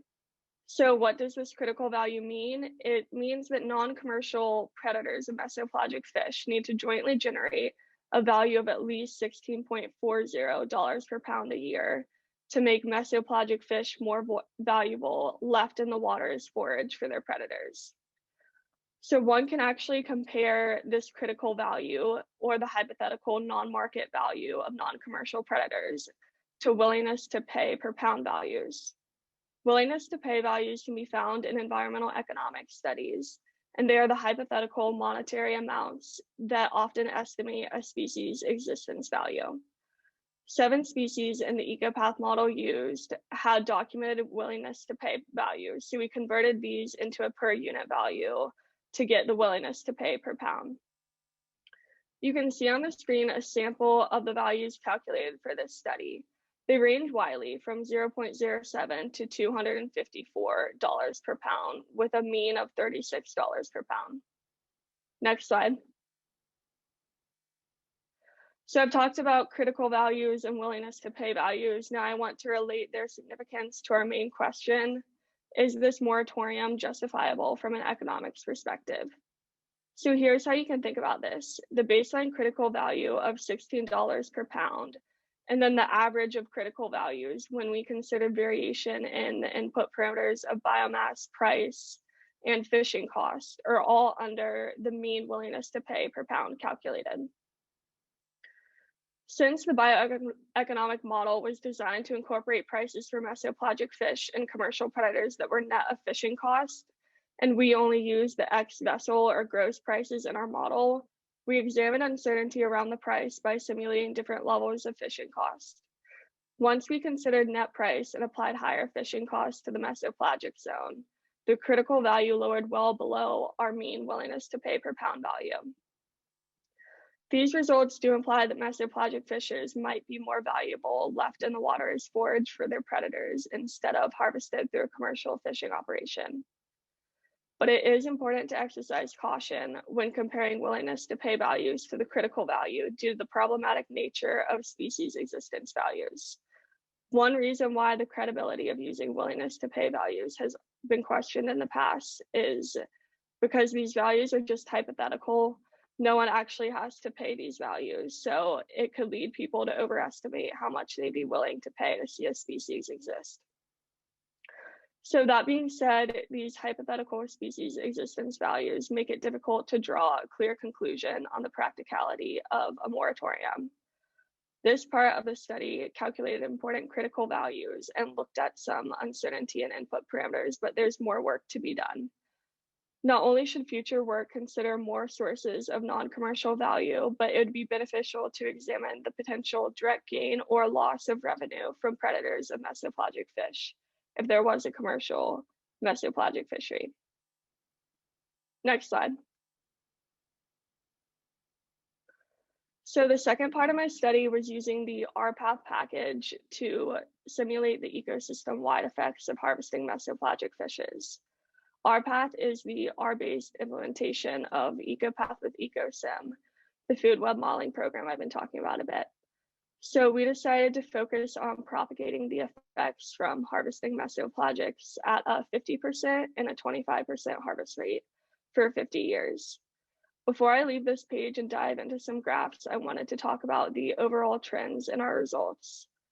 If there was one takeaway, it's that for the California current ecosystem, harvesting mesopelagic fishes does not appear to have large ecosystem-wide impacts. At the end of both harvest scenarios, around 75% of all the species in the model actually increased. This being said, the biomass changes were pretty minor. Next slide. So here are some graphs for when we applied the 50% harvest rate on mesopelagic fishes. On the x-axis, you have the month, and on the y, you have the relative biomass. Just for reference, the relative biomass in the base scenario before we applied any harvest rates was 1. So when you see the graphs going up to 1.10 or down to 0.90, that means there's a 10% change in a functional group's biomass. In figure A, we are highlighting the impacts of harvesting mesopelagics on non-commercially valuable marine mammals that prey on mesopelagic fishes in the model. As you can see, most marine mammals actually increased. 13 out of 15 of them did. That being said, there's only 3 that had at least a 10% change in their biomass, so the biomass changes were pretty minor. And in figure 1B, you're looking at the 6 functional groups that had economic value of at least $1 per pound in the study. And you can see similar trends here. Most of the species increased, but biomass changes were pretty minor. Next slide. So a potential explanation for the minimal impact of mesopelagic fish depletion on the biomass of functional groups could be a result of diet composition. So 42 out of the 92 defined groups in the California current do prey on mesopelagic fishes, but only 12 of them had at least 5% of their diet consist of this prey. So we still need to do an in-depth diet analysis for this study to further understand why predators of mesopelagic fish increased when their prey source decreased. As of now, we think it could be because of krill and forage fish that actually all increased in the model. And some of the predators we examined in this study have notably higher diet dependence on these organisms compared to on mesopelagic fish. So now I'll bring the first part and second part of the study together. So the 2 models did yield a bit of a different conclusion. So I think it's important to discuss a key difference between the static bioeconomic model and the dynamic RPath approach. So the bioeconomic model only incorporates bottom-up processes, and it ignores the interactions between the fish and forage fish abundance and productivity, whereas RPath incorporates both bottom-up and top-down processes. So I think in order to have an approach to guide management, we need to have a dynamic approach to both the economic and the ecological side. But the results of the second part of the study don't imply that we should go ahead and harvest the mesopelagic zone before doing more research. As highlighted in this webinar, there's still so much that's unknown about the mesopelagic zone, and the results that we see in the California current ecosystem will likely not be the same for every ecosystem, especially in those where there's higher predator dependence on mesopelagic fish. So before opening up a commercial harvesting operation, I do think it's necessary to know more about the ecology, biology, and physical properties of the zone. Next slide. Awesome. Thank you all so much for listening. Thank you for this excellent presentation, Sally, and also for discussing the policy implications of your work, discussing the limitations of willingness to pay as well. It's very important to keep in mind. So any other questions for Sally before we move on? Yes, a good presentation, Sally. So I have a question. Did you actually explore the sensitivity of changing those parameters, linking the mesopelagic species with the top predators? Then what's the result of those changing parameters to your results? If you haven't done that, perhaps this is something to explore. So are you talking about relating the results from the second part to the first part of the study? No, this is more like how trustworthy is the food web model, right? Like yeah, they have the definitely. Yeah, no, that's a great question, because RPath is actually using the uncalibrated version of the EcoPath model. So if you use EcoPath with EcoSim in an outside software and not the RPath package, then you have to use a calibrated ecosystem model. So in order to not make up for that fact, but yes, to explore uncertainty in the food web parameters, we did include iterations from 500 models of an original EcoPath model. So we brought those into R, and we did the same thing on those 500 that we did for the one original model. And we explored how different the biomass changes were. And we actually didn't see that it was that sensitive, and there weren't huge changes like based off running 500 models versus one model. But yeah, that's a really good question and something we definitely thought about for a while. Excellent. Thank you. Great. I don't see any more questions, so we'll transition into, thank you again, Sally, for this excellent presentation. We'll transition with all the panelists to the discussion, where we want to engage with all of you in the audience. And we'll run again some of this live poll that Amanda shared with us in the beginning to see if any of your views have changed throughout the presentation. Thank you. So I see we've lost a few people in the poll, but I'll wait a moment if anyone wants to rejoin, just to give their last opinions while we close and while we gather our thoughts after all these really interesting presentations. So you should all see the link to join at the top there. And I'll just wait one more moment before I move on. These are just two more questions to get us going all over again. So the first question that I'm going to repeat is this question of priorities. So what is the most pressing question that we have about the Ocean Twilight Zone? So we've seen in this session that we've been given some answers about what's happening in the mesopelagic zone or the Ocean Twilight Zone, but we've also seen more questions raised. So we, of course, have a slightly smaller audience than the first time, but I see that there's a slightly different response, which is quite interesting. So I'll give you a few more moments just to answer this one before we move on. Okay, so we still see, I'll leave it open just for one more moment. So we still see that food web dynamics is a priority, and the question of how to govern seems to have dropped somewhat in priority from the audience. I'm not sure if that's down to the audience changing or down to the wonderful job that Laura has done in her presentation. And on to the next one. So the final $1 million question of the whole webinar. So just to test the room one more time before we move on to the discussion. Have we changed anybody's mind about whether or not we should be harvesting fish from the Ocean Twilight Zone? So I see there's still quite a large group that say no, perhaps larger than when we started off, and many left undivided, and a small minority that still think that it's a good idea. So hopefully with these presentations, we've been able to give some more food for thought for answering this question for all of you. And with that, I'd like to turn our attention back to you as the audience and take some questions. So thanks everybody for participating.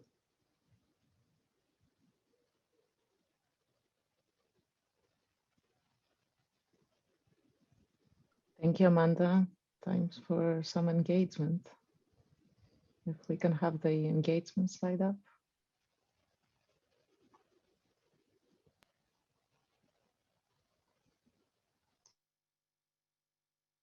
And have all the panelists turn on their cameras as well. That'd be great.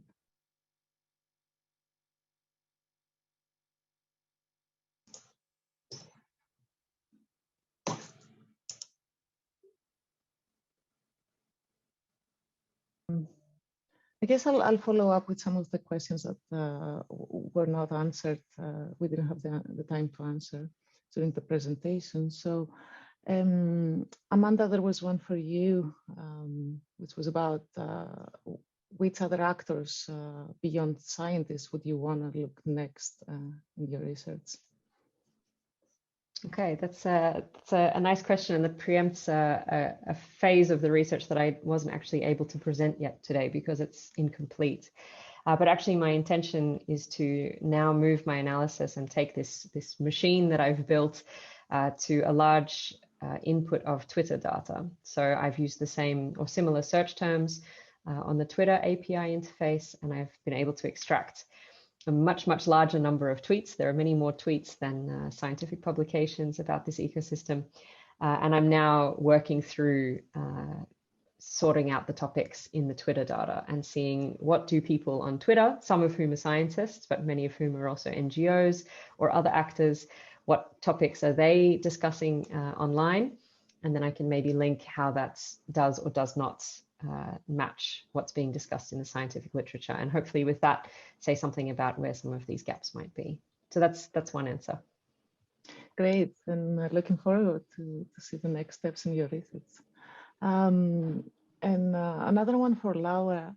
Do we anticipate an impact of the World Trade Organization agreement on fisheries subsidies reform on the viability of mesopelagic fishing, such as in terms of timing, species, or regions targeted?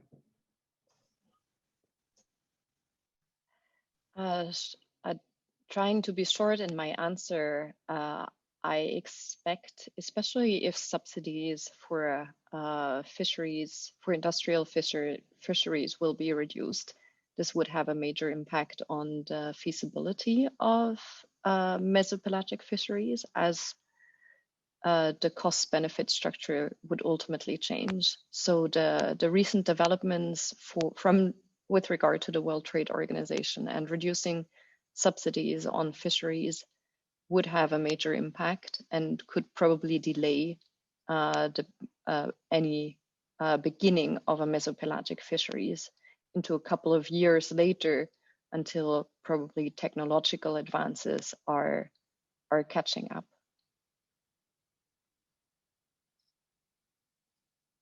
Great, thanks for this, Laura. And another follow-up to Raul. So before discussing the trade-offs among the SDGs, could not consideration be given for alternatives to mesopelagic fish for omega-3? And have you explored the potential role for seaweed and other algae products or even insects for fish meal, animal feed, omega-3? Yeah, that's a good question. I mean, no, I'm not saying that that the only source for feeding the aquaculture was are the mesopelagic fishes. However, what I wanted to do is to explore what happens if we use for it. I mean, but yeah, there are other sources, and the level of sustainability of these other sources could be. I mean, I'm not going to say higher or lower, but it could be different. But yeah, for sure that there are other sources. I didn't want to say that the mesopelagics are the only option to grow for the aquaculture. Great, thanks, Raul. Then, Raul, could you maybe say a few more words on what the market opportunities are for mesopelagic fishes, the way you've understood them, based on the numbers and data you've seen in your project? Yeah, well, so far I haven't seen numbers or data, I'm afraid. But no, what I've understood so far from processing companies is that, of course, these species would have to compete with current species used for fish meal and fish oil, and there are some differences that probably make it more difficult to process these species. Problems that they're running into is that they're very tiny species. They're very small specimens that contain a lot of salt and a lot of water. So that's something that you would need to overcome first. And so I would expect that so far that the costs of processing them are probably higher than the cost of processing species like herring or anchovies or other species currently used for mesopelagic fishing. So that's as far as I know, but then again, I don't have any data. But as far as I know, that's something that processing companies are looking into to overcome before this becomes really commercially viable compared to to the alternatives. Great, thanks for sharing this with us, Rolf. Another question that I'd like to address to the whole panel, and whoever wants to take this up, comes from Jesse in the chat box, Jesse Oswell. It's great to build a base of knowledge on fishing and carbon. When should we also consider marine debris, chemical pollution, sound, and other factors affecting the ecology? Whoever wants to take that one. Yeah, I can give it a try. Yeah, good question, Jesse. I think because of the Twilight Zone is between 2,000 meters to 200 to 1,000 meters in the vertical water column. So, you know, it's a new ecosystem. We know very little about it. So to begin with, I think the scientists now focus on carbon as well as the food web interactions.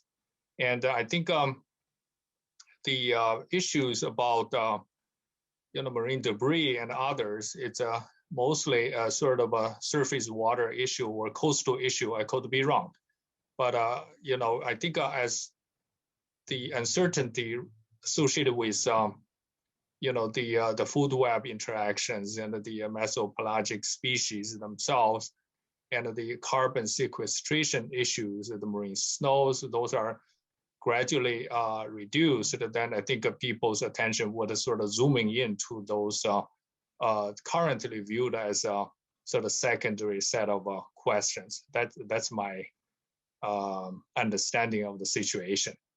Thank you for the question. Thank you, Jim, for answering this question.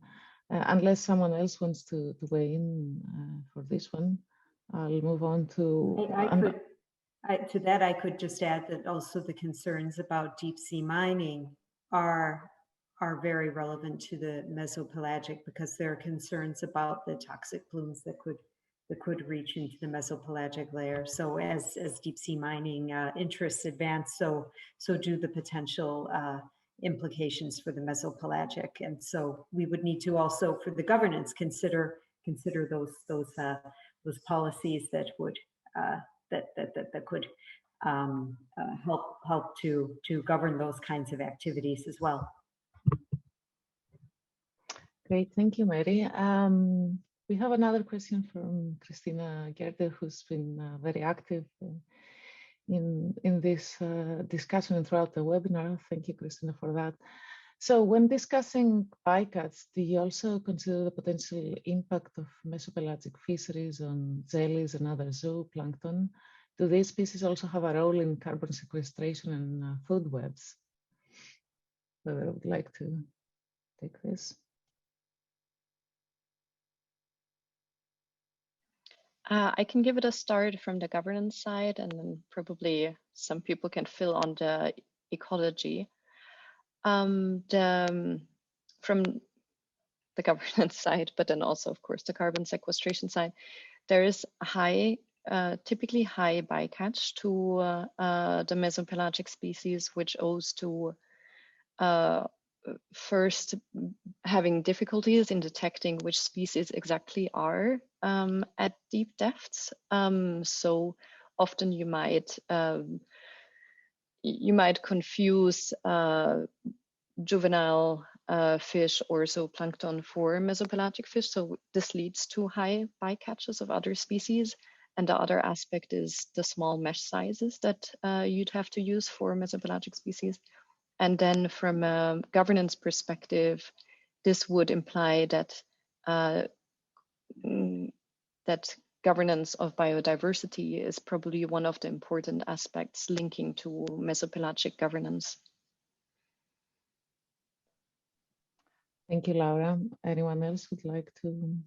Yeah, I can talk briefly about the food web part of the question. They do play a role in the food web. In my California current ecopath model, it's divided up, and there's a couple of different species within small jellies and large jellies. So yeah, they're within the food web that's considered in my model, at least.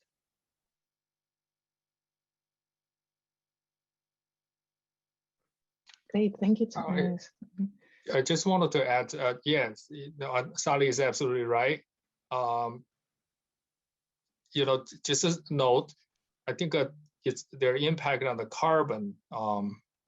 It's much less clear because I'm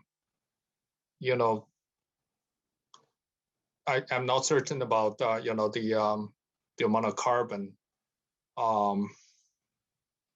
sequestration is related to the jelly group. I think it's an important question to be answered.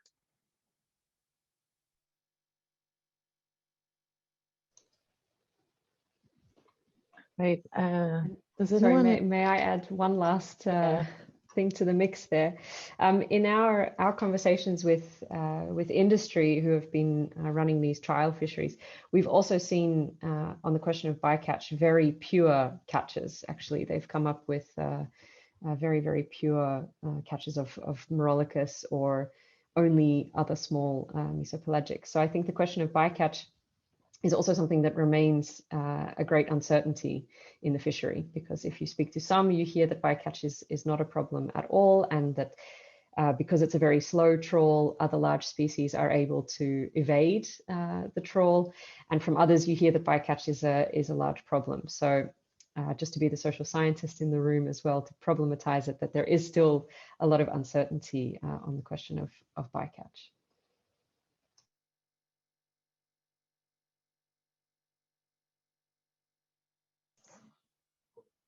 Yeah, I have a quick question to Rolf.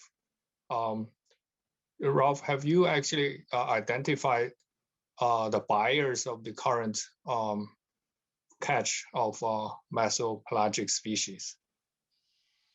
Not the buyers of the existing fisheries, so like the catch by the Icelanders and so on. We haven't checked that yet where they actually delivered their catch.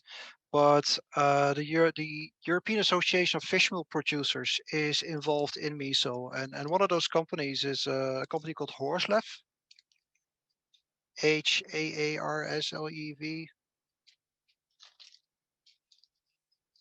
They are part of the European Fish Meal Producer Organization, and there are also but yeah, they're also the ones. Well, actually, no. Wait a minute, they're not buyers. Sorry, it's more like a processing industry. So they produced these machines that go on a vessel. So I'm not sure whether they are a buyer actually. So no, the short answer to your question, sorry, is no, I don't know. Yeah, I was just wondering whether those things are caught then just for sort of scientific experiment or some kind of commercial feasibility analysis rather than actual being used for their products. I'm just wondering. I don't know the answer. Thank you. Welcome. Thanks to all the panelists. And if you can, I can have the closing slide, please. That would be great.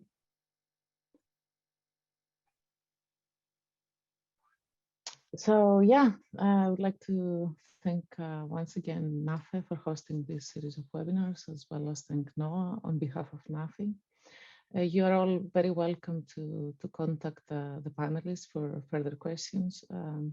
This has been a long 2-hour webinar, and I'm sure there's more interesting issues to discuss and questions coming through, which we don't have time to address, unfortunately, today. But join us for the next NAAFE webinar, which is on the 18th of May.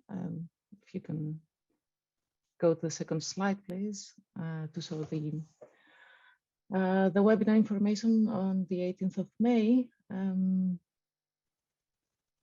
It starts at 12 p.m. Pacific time. Remember, that's at 12 p.m. and not at 10 a.m. as in all the previous webinars. Yes, thank you. So you can also see the link to register for this last webinar, NAAFE webinar series. And with that, again, I'd like to thank all the panelists and the attendees today. And we're going to close with, again, a short video on the mesopelagic for those of you who have 5 more minutes to spare. Thank you again, everyone.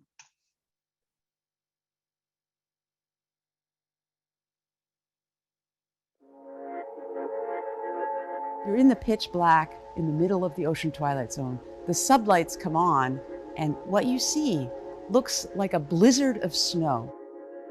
When you look even closer, there are tiny microscopic plankton jumping from one particle to another.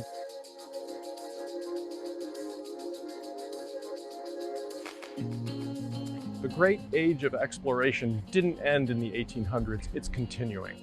And the Twilight Zone is that next frontier.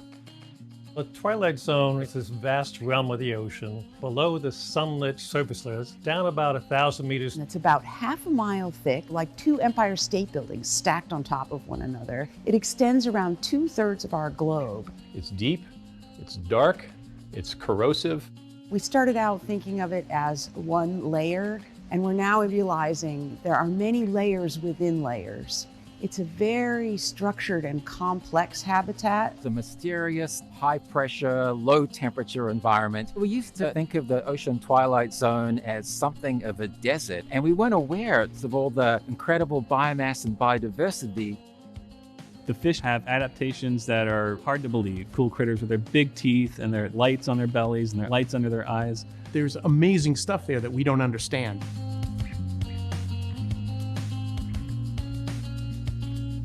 The more we learn about the Ocean Twilight Zone, the more important we are finding it seems to be for the whole ocean ecosystem. Any open ocean organism is relying heavily on the Ocean Twilight Zone. Things that we eat ourselves, tuna, sharks, big top predators in the ocean, they all feed on these little critters. The animals that live in the Twilight Zone play a major role in regulating our planet's climate. We took all of the marine life out of the Twilight Zone. That would have huge impacts on the ocean's ability to sequester carbon. Whether you're living inland or you're seeing the effects of sea level rise, if you're in the interior, that will affect all of us. It will be a critical piece of how humans both sustain and thrive in the following century. The opportunity that we have in exploring the Twilight Zone is really exceptional for humanity to understand a new frontier. Because this area of the ocean is so undersampled, the potential for discovery is enormous. There might be 10 times or perhaps even 100 times of the biomass than we thought previously. And if these numbers are correct, that completely changes the way that we view the functioning of the entire ocean. We're only just learning how important the twilight zone is. Getting to those answers, getting to those fine details of how the twilight zone fits into the bigger picture of the planet is a phenomenal undertaking. The Ocean Twilight Zone is a huge habitat. We know almost nothing about it because it's extremely difficult to study. A place like the Woods Hole Oceanographic Institution is poised to change that because we have experienced engineers who know how to build the technologies that help us to overcome the incredible challenges. New tools coming online, new ways of observing, new technologies, new sensors, autonomous underwater vehicles, it can be ocean observatories. Robots who go down and find these critters in their natural habitat. Could really be a game changer, revolutionize our ability to study the twilight zone. We have so many things yet to learn. We need answers to these important questions quickly. We don't know enough about the Ocean Twilight Zone to be able to see the impact that we're having on it yet. Now's the time where we could make wise decisions that would prevent a future disaster. We're really beginning to accelerate the speed of discovery. The stakes could not be higher. We have an opportunity here to do things differently right now.